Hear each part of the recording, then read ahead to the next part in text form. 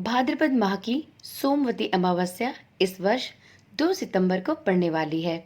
2 सितंबर के दिन सभी विवाहित महिलाएं इस व्रत को धारण करती हैं और पीपल के वृक्ष की परिक्रमा 108 बार करने से उनके पति को दीर्घायु का आशीर्वाद प्राप्त होता है। इस दिन अपने पितरों के निमित्त भी तर्पण और दान करने की परंपरा सदियों से चली आ रही है।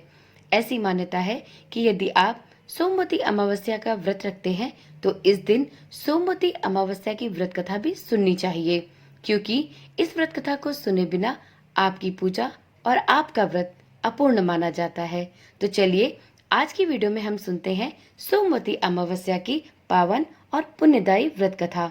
ओम नमः शिवाय, जय श्री कृष्णा। आप सभी का सनातन धर्मसार चैनल पर बहुत बहुत स्वागत है। मित्रों, एक बार प्रभु भोलेनाथ और माता पार्वती का स्मरण करते हुए इस पावन कथा को प्रारंभ करते हैं। एक साहूकार के 7 बेटे और 7 ही बहुओं के साथ एक बेटी भी थी। साहूकार के घर रोज एक जोगी आता था, जिसे साहूकार की बहू भिक्षा देती थी। उस जोगी को जब साहूकार की बेटी भिक्षा देने आती तो वह उससे भिक्षा नहीं ग्रहण करता और कहता कि तेरे भाग्य में सुहाग की जगह दुहाग लिखा है। लड़की को उस जोगी की यह बात बहुत बुरी लगती और एक दिन वह अपनी माँ से रोते रोते जोगी की बात बताती है।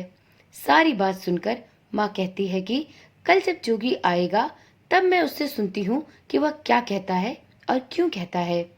अगले दिन फिर जोगी आता है तो साहूकारनी छिपकर बैठ जाती है और लड़की को भिक्षा देने भेजती है। जोगी उससे भिक्षा नहीं लेता और फिर वही बात दोहराता है कि तेरे भाग्य में सुहाग की बजाय दुहाग लिखा है। लड़की की माँ बाहर निकलकर आती है और जोगी से कहती है कि एक तो हम तुझे भिक्षा देते हैं और तू हमें गाली देता है। जोगी कहता है कि माँ, मैं गाली नहीं दे रहा हूँ, जो बात सच है वही कह रहा हूँ। इसके भाग्य में जो लिखा है मैं वही सच आपको बता रहा हूँ। सारी बातें सुनने पर लड़की की माँ कहती है कि जब तुझे सारी बात पता है तो इससे बचने का उपाय भी पता होगा, वह बता। जोगी कहता है कि 7 समंदर पार एक धोबन रहती है जिसका नाम सोना है। वह सोमवती अमावस्या का व्रत करती है। अगर वह आकर इसे अपना सुहाग फल दे तभी इसका दुहाग टल सकता है, अन्यथा इसके विवाह के समय सर्प काटने से इसके पति की मृत्यु हो जाएगी। सारी बात सुनकर माँ रोने लगती है और सोना धोबिन की तलाश में निकल पड़ती है। चलते चलते रास्ते में तेज धूप पड़ रही थी, जिससे बचने के लिए वह एक पीपल के वृक्ष के नीचे बैठ जाती है। उसी वृक्ष पर एक गरुड़ के बच्चे अपने घोंसले में रहते हैं। तभी वहां एक सांप आता है और गरुड़ के बच्चों को खाने के लिए लपकने लगता है, लेकिन साहूकरनी उस सांप को मारकर बच्चों की रक्षा करती है। कुछ देर बाद गरुड़नी आती है और सब जगह खून देखकर साहूकारनी को चोंच मारने लगती है। तब साहूकारनी कहती है कि अरे, एक तो मैंने तेरे बच्चों को सांप से बचाया और तू मुझे ही मार रही है। अपने बच्चों से सारी बातें जानने पर गरुड़नी कहती है कि तूने मेरे बच्चों की रक्षा की है, इसलिए तू जो भी मांगेगी मैं तुझे वो अवश्य दूंगी। तब साहूकारनी उस गरुड़नी को अपनी सारी व्यथा कह देती है। साहूकारनी गरुड़नी से कहती है कि मुझे 7 समंदर पार उस सोना धोबन के यहाँ पहुँचा दो। तब गरुड़नी साहूकारनी को उसके गंतव्य तक पहुँचाती है। साहूकारनी सोना धोबन के यहाँ पहुँच जाती है, परंतु वहां पहुंचकर वह सोचने लगती है कि मैं इसे कैसे मनाऊं। सोना धोबन की भी 7 बहुएं थीं, लेकिन घर के काम को करने के लिए वह सदा आपस में लड़ती झगड़ती रहती थीं। रात को जब सब सो जाते तो साहूकारनी आती और चुपके से धोबिन के घर का सारा काम कर उजाला होने से पहले ही चली जाती। सारी बहुएं भी आपस में यही सोचती कि आज कौन सी बहू है जिसने यह सारा काम कर दिया, लेकिन एक दूसरे से पूछने की हिम्मत किसी की भी नहीं होती। काम करने की बात सोना धोबिन ने भी देखी कि आजकल बहुएं लड़ती भी नहीं हैं और घर का सारा काम भी सुबह सवेरे हो जाता है। सोना धोबिन ने सारी बहुओं को बुलाया और पूछा कि आजकल तुम लोग लड़ती भी नहीं हो और घर का सारा काम भी कर लेती हो। तुम में से वह कौन सी बहू है जो आजकल घर का सारा काम करती है? तब उसकी सभी बहुएं अपनी सास से झूठ कहती हैं कि लड़ाई करने से क्या फायदा, इसलिए अब हम सब मिलकर सारा घर का काम कर लेती हैं। सोना धोबिन को अपनी बहुओं की बात पर विश्वास नहीं होता है और वह यह निर्णय करती है कि वह स्वयं रात में जाकर देखेगी कि सच क्या है और कौन सी बहू घर का सारा काम करती है। एक दिन रात होने पर सोना धोबन छिपकर बैठ जाती है कि आज देखना है कि कौन सी बहू घर का सारा काम करती है। जब रात हुई तो वह देखती है कि एक औरत उसके घर में चुपके से घुस रही है। वह देखती है कि उसने उसके घर का सारा काम कर दिया और जब वह जाने की तैयारी में होती है तभी धोबिन उसको पकड़ लेती है और उसे रोककर पूछती है कि बहन, तुम कौन हो और तुम इस तरह से छुपकर मेरे घर का सारा काम क्यों करती हो। साहूकारनी कहती है कि बहन, पहले तुम मुझे वचन दो कि तुम क्रोधित नहीं होगी, तब मैं तुम्हें अपनी सारी व्यथा बताऊंगी।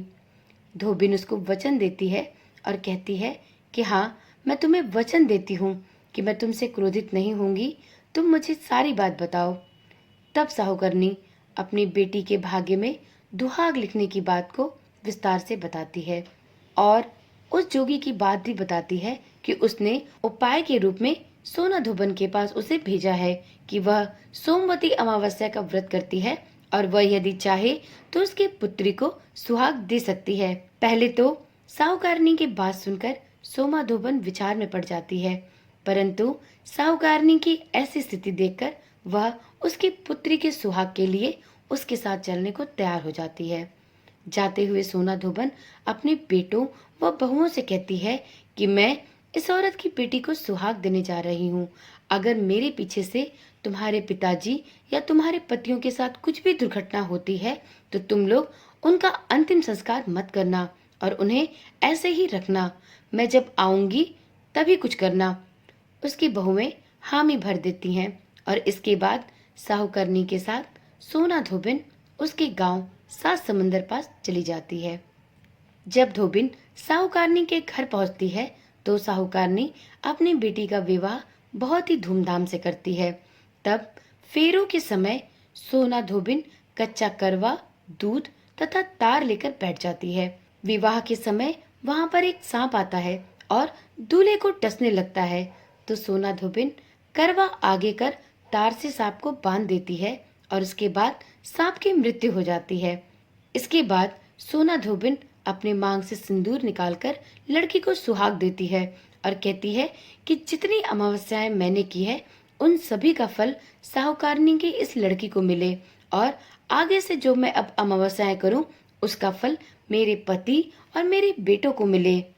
ऐसा कहकर सोमा धोबिन उसके घर से निकल पड़ती है और सभी लोग सोमवती अमावस्या और सोमा धोबिन की जय जयकार करने लगते हैं। इधर सोना धोबिन अपने घर वापस जाने को जब तैयार हुई तो साहूकारनी ने कहा कि तुमने मेरे जमाई को जीवन दान दिया है, इसलिए तुम जो भी चाहो मैं तुम्हें देने को तैयार हूँ। सोना धोबिन बोलती है कि मुझे कुछ नहीं चाहिए और ऐसा कहकर वह चली जाती है। रास्ते में चलते हुए एक सोमवती अमावस्या फिर से पड़ती है।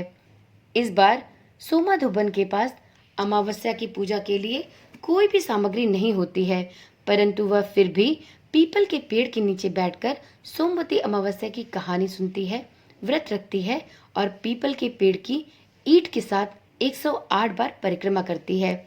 पीपल के पेड़ की पूजा के बाद जब वह घर पहुंचती है तो देखती है कि वहां उसके पति की मृत्यु हो चुकी है। अब रास्ते में जो सोमवती अमावस्या का व्रत उसने किया था उसके फलस्वरूप उसके पति को जीवन दान मिलता है, जिसके प्रभाव से वह पुनर्जीवित हो जाता है। सोना धोबिन के पति के जीवित होने पर सब कहने लगते हैं कि तुमने ऐसा कौन सा कार्य किया है जिससे तुम्हारा मरा हुआ पति भी जीवित हो गया। तब वह बताती है कि मैंने तो ऐसा कुछ नहीं किया, बस मार्ग में सोमवती अमावस्या आ गई जिसका मैंने व्रत किया, कहानी कही और पीपल के वृक्ष की ईंट के साथ 108 बार परिक्रमाएं पूर्ण की।